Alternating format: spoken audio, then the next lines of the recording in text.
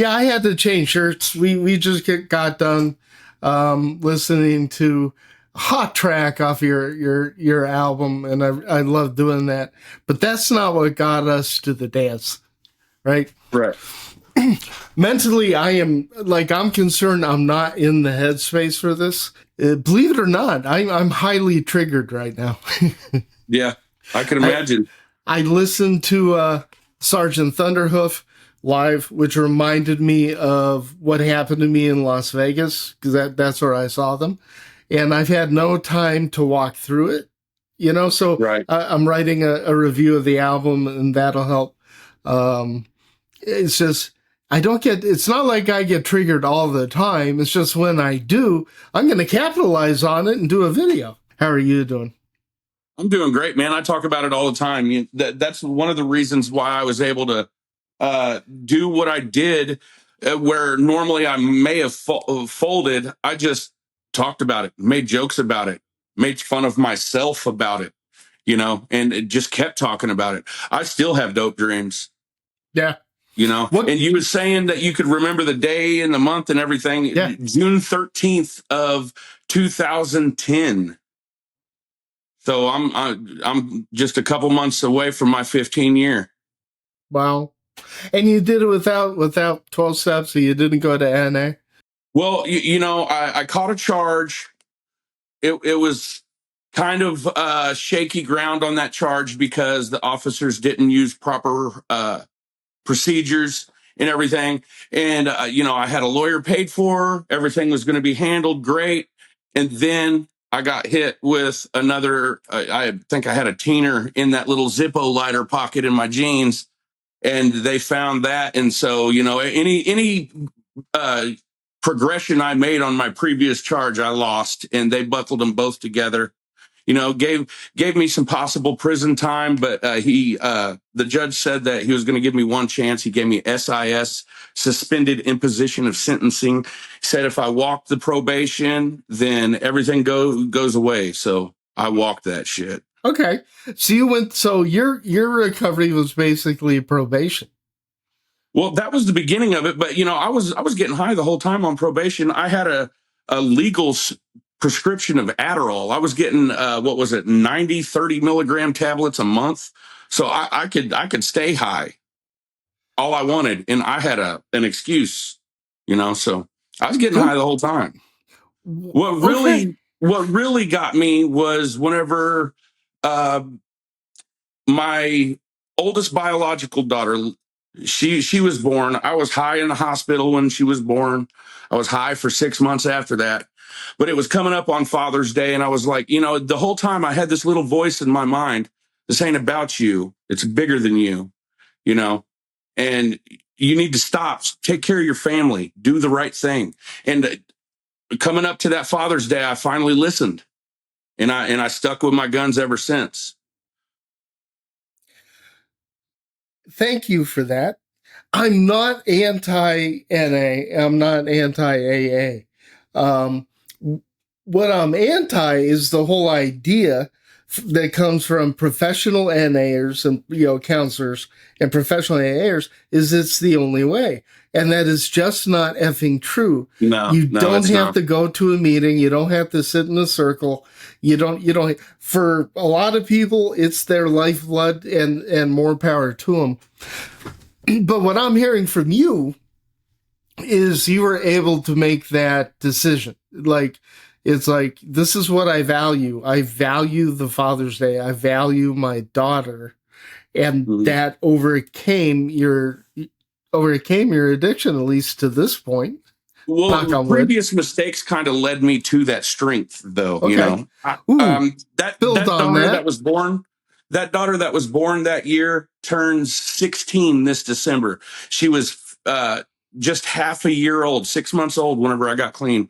But I have an older biological child. He changed his last name. It's not Riley anymore, but whatever. Yep. But he's 20. He was born in, 1997. So what, 28 now? Wasn't there for his whole childhood. Walked out on his mom. I was too busy chasing dope, had tried my best to have a better relationship with him as he got older, but sometimes scars run deep, man. And I don't know, it either takes more time or it's just never meant to be. And I lived with that. Uh, and that played into my thought process whenever I was having those discussions with my inner self. Um, do you really want to do that again? Do you want to wear that badge twice?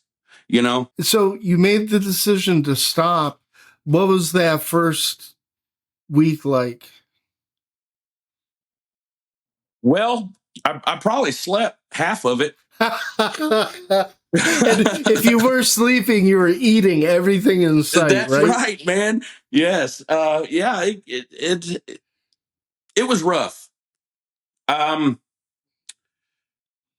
I had a lot of inner dialogue during those times, but I had to be stronger, right? I had to hit a little bit harder. I had to be a little quicker. It wasn't a choice of maybe I can do this. I had to do it, Or what? or I was going to be the failure that my parents had told me that I was going to be to begin with. Is there a little bit of anger behind that effort? Oh yeah, 100%. Something to prove? And that's one of the things that really affected me about my son is I have a lot of pent up resentment about my parents who are both dead and gone now and have been for decades. But I was just like, I just did that to him. I just became that person in his life. I can't do that again, you know? So how long did it take you to where you could walk out of the house comfortably? I buried myself in stuff. No, I don't. What do you mean? Well, I'd gotten a job. I worked 15 hours a day at that job, and I'd come home and I'd make beats on Fruity Loops and write songs to them and record them and make a very sorry ass attempt at producing them properly. Those things exist on the internet right now to this day. Are Hey, you serious? its original version was one of those projects, as a matter of fact. So you buried, like, how soon after you quit? Did you have that job before you quit using, or did you get that job, and what was it? Well, no, right up until I quit using, I was basically a wanderer. My daughter had been born, and uh, her mother was staying where we were staying. We didn't even have our own place. We were living with the parents. And yeah, I just didn't come around until that happened. And then, once I made my decision and started putting things in motion, anything in walking distance, I was hitting every day. I probably bugged that guy For the job? twice for the job, 2 or 3 times a week, multiple times a day, each day that I called him. What was it? I'm assuming it wasn't the local 7-Eleven. No, it was actually working at a Sonic drive-in as a cook. As a cook? That's an interesting choice considering how many cooks have this, that, and the other thing in their pocket. Yeah. Oh, Yeah, good God, man. that did become a problem, but it was just a battle I couldn't lose. Why So Sonic? Was it the with me being in it as long as I was in the same area since being a child, I know everybody. I know the players in the game and all of that stuff, and there's just no avoiding it. Sometimes you just gotta fight. Whether anybody can see that battle or not it is what it is. we are some aggressive once we set our mind to something, are we? That's right. That's right. Okay, so what was that period like? How would you describe that part? By the way, Casey, I noticed we didn't talk a lot about using. No, Using's the no. boring part. Once you Right. put the drug down, that's when shit gets weird, man. Yeah, that's what those lyrics to that song are about, man. So, Burning every bridge I walked across. Like, do you have any sense of when you started to actually feel right? You know what I'm saying? Where you just all of a sudden you're not, which is how mine went. Where you're No, just like, oh it shit, it's a good day. no, it's kind of hard because I was in a really relationship at the time, Amen, brother. Amen. and once I stopped using, they decided they wanted to start back up, and it was Wait, I traveled that path for 6 years. you were Of, with an active user the first 6 years of your recovery? no, it was actually so let's see here. Yeah, 5 6 years. Yeah, Uh, So, in other words, it took 5 6 years for you to feel right. pretty much. Yeah, Hey, yeah. I'd say I had my first really, really, really good day. Would have been about 2 years later. I'd say it was August of '94, where all of a sudden I wasn't scared to death to drive on the highway. I wasn't scared of my own shadow. Because I swear, early on, and we always thought it was the alcohol that was causing this. And further research, no, there's some interesting things that go on in the brain. Um, coming off of meth. Oh, you got pulled over while clean? Yes. Oh, dude, It jump right to that. That's a great story. so so I just remember my stomach going in my throat and my brain went in Yeah, immediate inventory mode. What's in the car? What's in my pockets? What yeah. do I got going on? Blah blah blah. And then it was just like click, nothing. I might have just been going over the speed limit a couple miles. Nothing's going on. Relax. And, of course, I'm super stressed out. The cops think that I'm fucking nervous because of something I'm holding.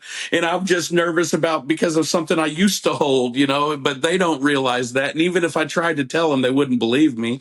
So, Right. That's 20 not a minutes on the side of the conversation. road, going through every little nook and cranny of the interior of my car, and I'm just kind of losing my mind, but at the same time confident because there's nothing in the car, So that was a bizarre experience. How did you survive 6 years with the user, though? The best of people kind of have a dark side to them. You know what I'm saying? I do. And I'm not and I'm not outside of that myself. And there was a lot of resentment and a lot of inequality going on in that relationship. And every time she'd run off and not come back for a couple of days, I knew she was doing what people do, She's and on a run. yeah, yeah, and whatever that entails on her adventure, whether it being unfaithful or whatever. But every time she'd come back and we'd have a big blow up, and then we'd trade drug tests, and she'd deny it till the end until that drug test popped and mine didn't. And I don't know if I used her as a fulcrum to leverage myself into, I can do it. Why can't you? You know what I'm saying? I think it was an ugly part of me that kept myself clean. And it's kind of gross to say out loud, but I think that's what it was. So it was contempt of her that I held think fuel. so. I hate to tell you how much sense that makes. Um, I yeah, that's bringing up a lot of issues, a lot of it that even on this video I don't want to bring up. I would have to say that's at least common for 10-15%. Because even couples who are clean, right, in the relationship, there's so much dirt and so much history has gone on Mm-hmm. that even the healthiest. I mean, once somebody's been clean with me for 6 months, the next 6 months is trying to tear apart the damage that they're causing with their significant other. Mm-hmm. So I don't think that's as far fetched. It's a little dark. It's a little, but it makes, as a methamphetamine, as a crankhead, as a tweaker, makes Mm-hmm. total sense to me. Hopefully, someone in the comments will let us know what Well, finally. a big part of actually doing the damn thing is learning how to be honest with yourself, you know? It's also, I think a lot of people get this idea in their head, right? That they're going to stop using whatever it is, and they're going to be farting rainbows like a unicorn, a month later. Yeah. And, and again, I'm not trying to excuse shit, but in my Yeah. experience, a lot of people's darkest days actually happen in when they have stopped using the drug, because that's when a lot of shit comes up, man. Yeah. Them first couple of months, man, the dreams are wild. Oh, they are. What was that like? Like, did you get the electricity running through your head and the demon going? "Grr"?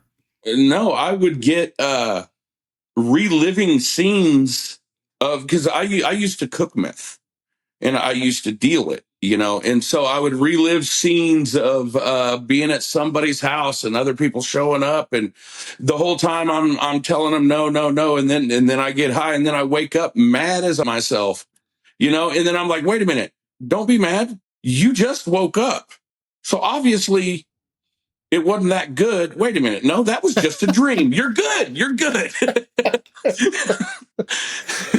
you know? That's a hard thing for people to cope with. Is the using Yeah. dreams? It's a hard. It. I I can't say it happens universal, but that is a bitch. I remember 20 years later, I was working for the Navy. I had the most realistic using dream I'd ever had. I was in a Navy white van with a bunch of patients, and one of them had a bong, and I just started smoking the bong with them in the van. Yeah. And then 2 hours later, I'm with Did those it have exact colored same Kool Aid people. in it? Huh? Did it have colored Kool Aid in it? I don't think so. Oh, okay. I don't think so. It was like a red bong. Like Yeah. my ideal bong is one of those old plastic ones from the 80s. It's kind of like gray. Graphics. Yeah. And 2 hours later, I'm in group with the same people that were in the dream, and I felt this tall, man. Yeah. It was just so weird because it emotionally I used. Right. Yeah. That's 20 years in, man. I hear you. Yeah.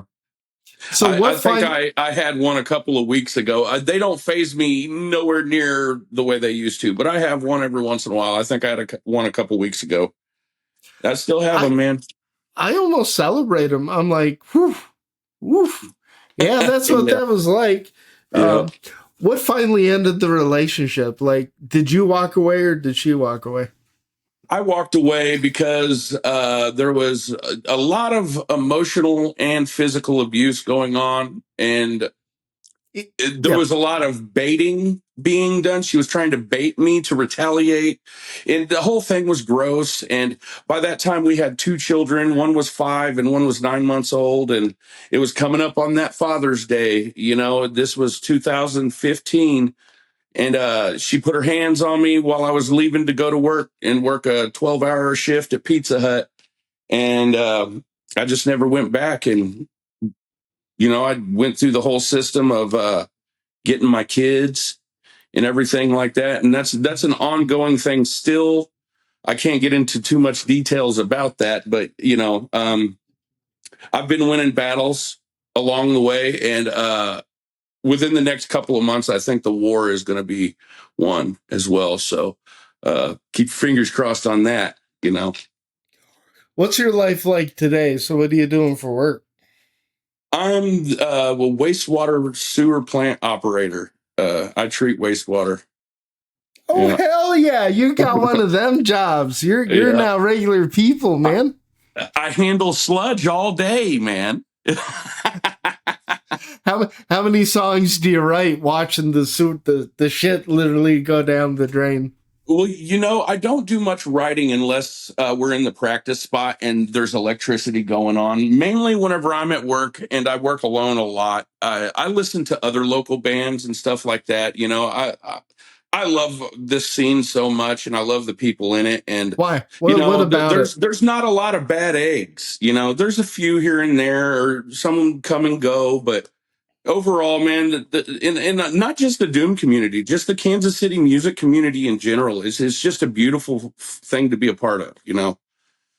The other So part of it, and like I'm not in it the way somebody in the band is, but even when somebody fucks up, after a while, you know, I'll not all's forgotten, but it's like we're a bunch of imperfect people, so there right, can be a little bit more. I think there's more forgiveness in the Doom community than in church, yeah.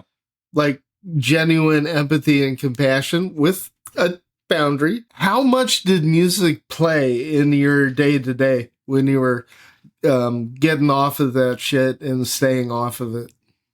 Well, from the time I was, this was in the mid, I think it was 93, 94. I went to a DRI show and uh, Kurt was sick that day and he was up in the hotel. So, you know, Spike Cassidy had fans coming up and singing the songs instead because the show must go on, you know.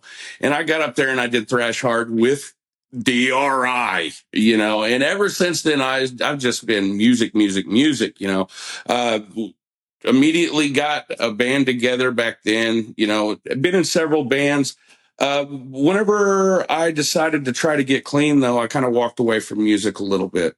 Yeah, yeah, yeah, Yeah. yeah, yeah. I had I to. had to get the rest of my house in order. You know, Yeah. the relationship I was in, the financial situation I was in, the headspace that I was in. I'm getting older, man, and I'm so far behind. What can I do to accelerate my progress? You know, so, but right about the time me and Russell started working together again is whenever I got back into the swing of things. So this is the first project in like 20 years, man, What and did you listen to though? Like, were there any bands that you listened to that carried you through it? a lot of atmosphere is a hip hop group from Minnesota.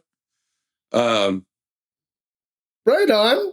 yeah. I have no idea who they are, but hip Oh, hop, huh? they're great, man. They're great. He's conscientious hip hop. You know, talking about how to become a better person or how to recognize other people are shitty, stay away from them, how to handle other people, how to handle yourself. And the list goes on, you know, dealing with his own addictions and everything else. You know, there was a lot of hip hop that I listened to. So, and like Mac Miller, uh, Okay, stuff that's like a that. name I know. Yeah. And I was really into his later stuff where it got more jazzy, you know. Dude, I did not see that one coming. Yeah. Okay, so now you've got a band and you're not pulling any punches. No, you know, and whenever we got together and the first song we wrote as a band is the song called Head Case, and it's the first song on the album. Um, it just kind of came together and we all got excited about how well everything gelled together. So we just collectively decided, hey, let's just put 5 songs together, practice them about 5 months, and then go punch the community in the mouth, you know? And so that's what we proceeded to do. And we've been going ever since. Are you deliberately trying to carry that message into the community? I mean, you're not hitting us over the head with it. Like you're not preaching, right? Yeah. But is there a sense of purpose behind what you're doing? Yeah. And that it plays into why we are called Beneath the Skin, you know, because there's so much going on under the surface. Right. And if we just take the time and smell the roses, we can kind of start figuring that shit out, you know? I thought it might have to do with, if you've been tweaking for 3 or 4 days, you start feeling those bugs beneath your skin. No, that's not what it was, but you know, that I could see how that came to mind. Yeah, I gotta draw them in. Well, brother, like, how's it been? Like, how was it talking about this? It's good. I mean, you know, I was nervous doing the interview overall, actually, because I don't know. It's like whenever I'm on stage in front of hundreds and hundreds of people, it's what we do. But whenever I'm just one to one with you, I'm like, Oh, it's so shit, different, man. isn't it? You know? Like, I'm always pacing. Like, I'm always nervous as hell. And Julie, my partner in this thing, is like, Scott, why are you nervous?